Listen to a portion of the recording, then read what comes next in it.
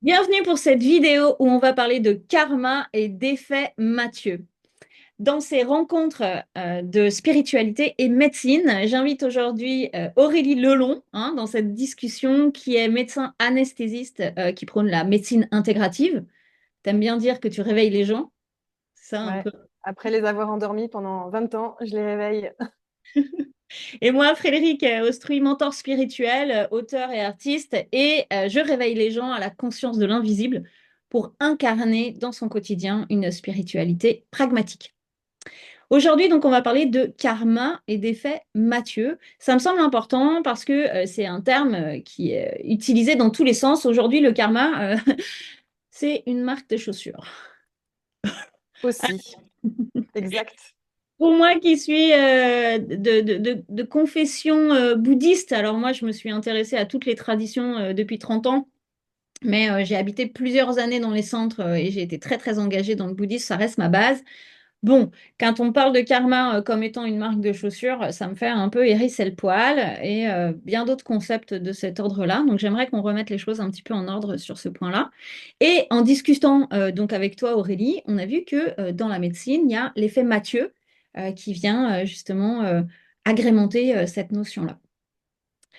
Je vais commencer Je, par... je te coupe juste un peu. Alors, c'est pas forcément dans la médecine, c'est plus des concepts sociologiques et psychologiques, mais ça reste scientifique. Mm. Ok, oui, scientifique, voilà, toi c'est le côté très Ouais. scientifique. Moi, je Donc, suis. on va reprendre à la base le karma. Non, mais moi, j'aime bien comme ça, tu vois, cette rencontre. Le karma, dans les concepts spirituels du bouddhisme traditionnel, c'est la loi de cause à effet. Donc, en fait, c'est quelque chose qui est complètement neutre en soi. C'est-à-dire que le karma, il n'a pas une conscience. Le karma, c'est il y a une cause qui crée un effet, et avec cet effet, eh bien, il va y avoir une autre cause qui va se créer. Donc, par exemple, dans nos vies, euh, j'ai un événement, j'ai une attitude face à cet événement, cela va induire une énergie, donc une propagation d'une certaine énergie, qui va créer un autre événement, donc en lien avec ce premier événement. Et en fonction de mon attitude, si l'attitude reste la même ou si elle est modifiée, eh bien, la suite va être modifiée ou similaire. Et dans le bouddhisme, on parle qu'il n'y a ni début ni fin. En fait, si tu pars, moi j'ai déjà essayé, ça fait hyper mal à la tête de passer des heures en méditation parce que tu passes des heures en partant de moi, à remonter en fait aux origines. Il y a pas, tu peux pas, enfin tu peux pas. Tu passes des heures et tu te fais mal à la tête. Enfin, tu vois, il y a vraiment la loi de cause à effet, là, ni début ni fin, parce qu'en fait, toute chose a un effet et une cause. Et dans cette loi du karma, il y a des karmas individuels. Donc là, il faut intégrer. Alors, dans le karma, il y a la notion d'âme, déjà, de personne. Mais on peut quand même le ramener à la vie. Je parle du concept général, global, spirituel dans un premier temps, puis après, on reviendra là-dessus. Je rappelle à tout le monde qu'ici, on partage juste nos points de vue, et après, prenez les vérités qui vous parlent, et les autres, celles qui ne vous parlent pas, vous les dégagez. Et si ça vous saoule, vous zappez de chaîne. Comme ça, c'est plus simple. Et euh, donc, dans cette notion du karma, il y a cette notion de réincarnation, et donc d'âme qui transite de vie en vie. Donc ça, c'est une notion horizontale, mais on a aussi une notion de karma collectif qui est reliée à une nation, mais après à une identité, donc les humains, enfin une race, tu vois, enfin les humains ou les chimpanzés ou tout ça. Et puis, quand on est en tant qu'humain, on a aussi tout le karma familial. Donc, de nouveau, on est dans la verticalité et l'horizontalité des choses, donc la complétude des choses. Euh, et ce karma, il y a des endroits où on peut interférer pour le modifier, et puis il y a des endroits qui demandent, donc rapidement, pardon, et il y a des endroits qui demandent beaucoup plus de temps pour être poli, pour être, donc polir comme un diamant, en fait, pour être intégré, pour être vu. Parce qu'en fait, pour modifier un karma, il faut déjà le voir, l'identifier, le sentir en soi et se modifier. Et donc ça demande beaucoup d'engagement. On a fait une vidéo précédemment là-dessus, je vous invite à aller la voir, d'engagement, de régularité, pour modifier en fait son attitude intérieure. Et donc la spiritualité, elle vient nous accompagner autour de tout ça. Et donc, moi, ce que j'aime particulièrement dans le karma, c'est qu'il y a cette notion de responsabilité individuelle. C'est-à-dire qu'on crée notre monde. Et partant de là, on a cette responsabilité de la vie que nous vivons. Celle-ci n'est pas que non plus de notre responsabilité, elle est aussi en interaction avec un temps, une époque, d'autres gens. Mais notre âme a potentiellement choisi ces différents paramètres. Donc, moi, j'aime bien le bouddhisme parce que c'est assez complexe dans le sens où et dans l'ésotérisme, on a beaucoup ça, tu as tout et son opposé parce qu'en fait, c'est toujours la voie du milieu, en fait. Et donc, l'effet Mathieu en lien avec ça, comment est-ce que ça marche? Et oui, parce que quand on est arrivé sur cette discussion, mais je lui dis, mais en fait, ce que tu racontes, ça s'appelle l'effet Mathieu. Ouais. Et d'ailleurs, c'est intéressant parce que l'effet Mathieu vient de la Bible. Ça vient de la Bible, de Matthieu, qui dit, en fait, c'est l'accumulation d'avantages ou de désavantages selon la condition initiale. C'est l'effet boule de neige, c'est l'effet cumulé, en fait. Et en fait, ça vient en sociologie, ça vient en économie, ça vient en politique aussi, dans la science. C'est-à-dire que plus tu as, plus on va te donner. Et si tu n'as pas, on va même te l'enlever. C'est-à-dire que soit tu pars dans un sens, soit tu pars dans l'autre, mais c'est exponentiel et c'est selon ta condition initiale. Donc, je donne un exemple, c'est-à-dire que plus tu as de l'argent, plus on va t'en prêter. Les banques, on va te prêter de l'argent parce que tu as plus d'argent. À l'inverse, si tu n'as pas d'argent, tu vas avoir des taux d'intérêt très importants. Dans l'éducation, selon ta condition initiale, selon ton encouragement dans ton environnement familial, c'est prouvé scientifiquement, c'est-à-dire que tu vas avoir des habiletés, tu vas développer des habiletés plus en relation avec le succès ou l'échec. Donc ça, c'est intéressant aussi. Par exemple, en sciences, on sait que les scientifiques qui ont déjà paru, qui ont fait des parutions intéressantes et au long cours, en fait, on va plus les financer, ils vont plus avoir d'investissement. Et en fait, il y a un exemple qu'on donne souvent, c'est l'histoire de Thomas Edison. Je pense que tu la connais.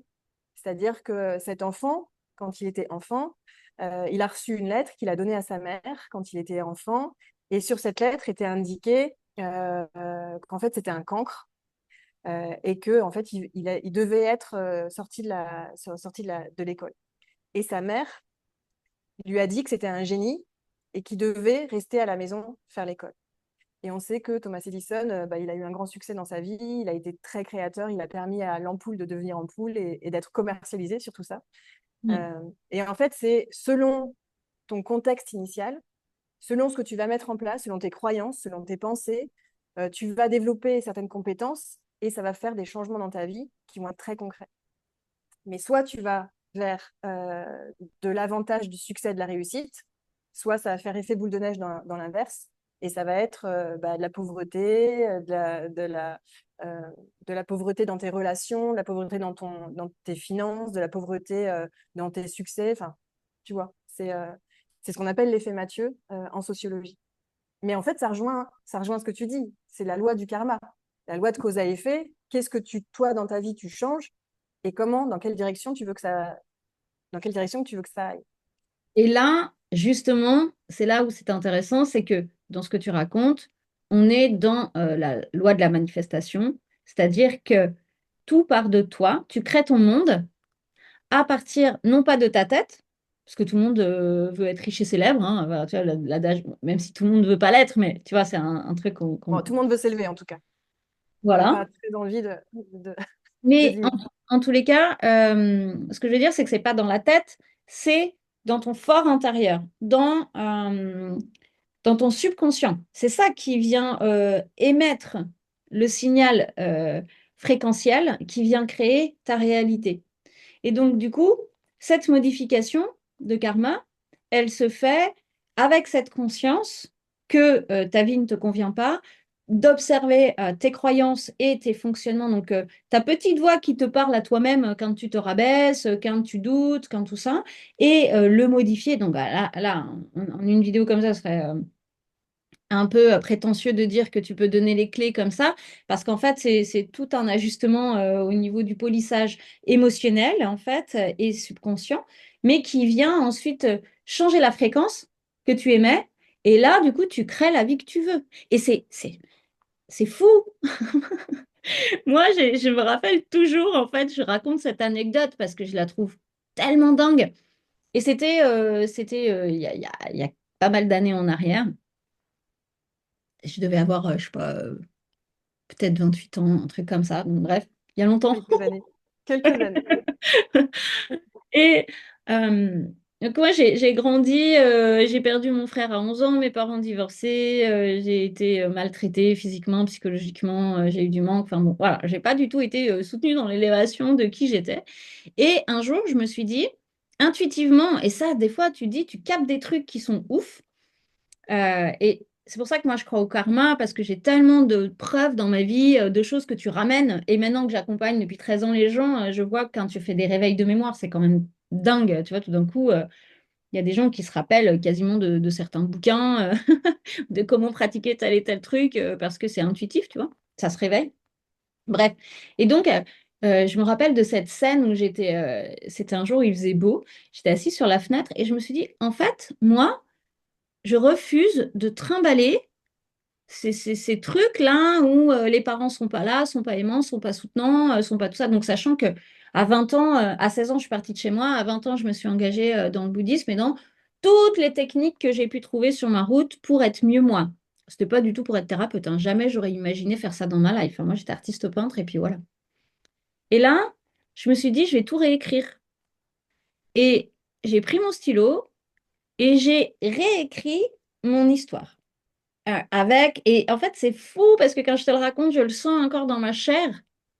Combien j'ai l'image du regard aimant de ma mère sur moi, bébé, ce qui n'était pas vrai, tu vois, mais et de comment mes parents se sont séparés de manière très belle, mon père hyper soutenant, que des choses complètement fausses par rapport à la réalité marquée dans le journal. Mais en fait, cet événement-là était vraiment déclencheur pour moi parce que ça m'a montré à quel point on peut tout réécrire parce qu'aujourd'hui, c'est ça que j'ai inscrit à l'intérieur de moi et je le vois dans les transmissions que je peux faire à ma fille. Et en fait, c'est ça qui vient ensuite émaner de toi, donc créer ta nouvelle réalité. Donc ça, c'est quand même taré ce qu'on est capable. Par contre, euh, c'est important quand même d'intégrer que bah là, il y avait un moment donné où j'étais prête à l'intégrer. Parce que des fois, il y a des peurs, des machins, on n'est pas prêt. Et puis après, c'est aussi, c'est pas parce que tu fais une action comme ça une fois que ça va s'intégrer. On en parlait dans la vidéo sur l'engagement. Après, c'est de la discipline de dire non, mais ça c'est bon, ça c'est bon, ça c'est acquis, ça c'est acquis, ça c'est acquis. Et au bout d'un moment, c'est l'effet Coé, hein. Pas Coé, Coé, Coé. Attends, je sais pas, je me trompe, je dis Coé. La méthode Coué. Coué, voilà, c'est ça. Coué. C'est pas Coué, Je dis toujours Coé. énergie. Mais en fait, c'est ça. Mais c'est pas que ça, en fait. Et c'est ça un peu qui est difficile dans la spiritualité greenwashing. C'est que c'est important d'avoir tous les éléments, sinon ça marche pas. Si tu mets pas tous les éléments ensemble, ça fonctionne pas, quoi. Hmm. Mais Sur ce que ouais. tu as dit, il y a vraiment deux choses qui sont importantes pour moi. C'est d'abord de conscientiser quelle est la réalité que tu as vue. Hmm. Euh, c'est vraiment important de conscientiser, d'être honnête envers soi et de dire, bon, bah voilà, je vois ça dans ma vie. Et la deuxième chose, c'est l'exercice qui est très puissant, c'est je suis scénariste de ma propre vie. Et de réécrire les scénarios, enfin les scénarios de tes événements passés qui ont été un peu traumatisants, entre guillemets, de les réécrire avec euh, une nouvelle vision, une nouvelle perspective. Et ça, pour changer ta réalité et ton moment initial qui va te faire basculer dans l'exponentiel positive ou dans l'exponentiel négative, c'est hyper puissant. Ouais. Donc, ouais, merci pour ça, pour le Et, partage. cette réécriture, je viens réaffirmer ce que tu dis en notifiant que quand tu... C'est pas parce que tu décides de réécrire que c'est intégré dans toutes tes cellules. Faut bien se rappeler Ouais. que le corps est fait de plein de milliards d'êtres vivants et que l'information doit passer auprès de chacun. Parce que sinon, tu peux, tu vois, il y a beaucoup de gens qui disent, ah, mais ça marche pas, c'est pas assez rapide. Mais parce qu'en fait, ça demande, comme une carotte qui pousse. Enfin, bon, la carotte, on la voit pas trop pousser, mais tu vois, c'est, j'en sais rien, on n'est pas tous des salades, quoi. Tu vois, la salade, elle pousse vite. On est des courges, on est des navets. Enfin, ça dépend un peu sous quelle forme, qu'est-ce que tu es en train de travailler. Et au sein de nous-mêmes, on a tous les légumes. Et donc, du coup, c'est important aussi de laisser les processus et de pas juste les laisser, mais les réaffirmer et se réengager dedans pour arriver à polir qui on est. Maintenant, moi, ce que je trouve quand même, malgré tout, euh, tellement incroyable, c'est qu'aujourd'hui, on est à une époque où la distance entre la matière et l'énergie est très faible. Alors qu'il y a 25 ans en arrière, il fallait vraiment beaucoup de temps et beaucoup malaxer la matière pour la modifier. Là, maintenant, on peut être rapidement dans des instantanés, dans la mesure où c'est vraiment aligné en congruence, en fait, corps, parole, esprit, quoi, et action, du coup. Yes, trop bien. Oui, tu peux ressentir rapidement les effets, mais il faut s'engager sur le long terme pour répéter et refaire ce que tu ressens quand tu réalignes les deux, en fait. Comme C'est des c'est abdos. engagement. Comme Des des abdos, abdos. tu fais des abdos, faut en faire tous les jours. Puis à force, ben, tous les jours, tu en auras. Mais si tu arrêtes d'en faire, ben, ils vont disparaître. Donc il va falloir en refaire. La bonne Mais ils nouvelle, sont là. Mais ils sont là. oui, c'est ce que j'allais dire. La bonne nouvelle, c'est qu'ils sont quand même là et qu'ils se remettent en route très vite. Bon, super. On va pouvoir continuer notre discussion sur d'autres sujets parce que c'est super passionnant cette relation. Dites-nous en commentaire s'il y a des sujets particuliers que vous voulez qu'on aborde. En tous les cas, vous trouverez en dessous de la vidéo ou en bio toutes les informations sur nos prochaines conférences et nos prochains séminaires et nos programmes. Et puis, ben, on vous dit à bientôt. Pensez à vous abonner et puis à partager, bien sûr, aux gens qui pourraient être intéressés par tous ces sujets, spiritualité et science. Bisous!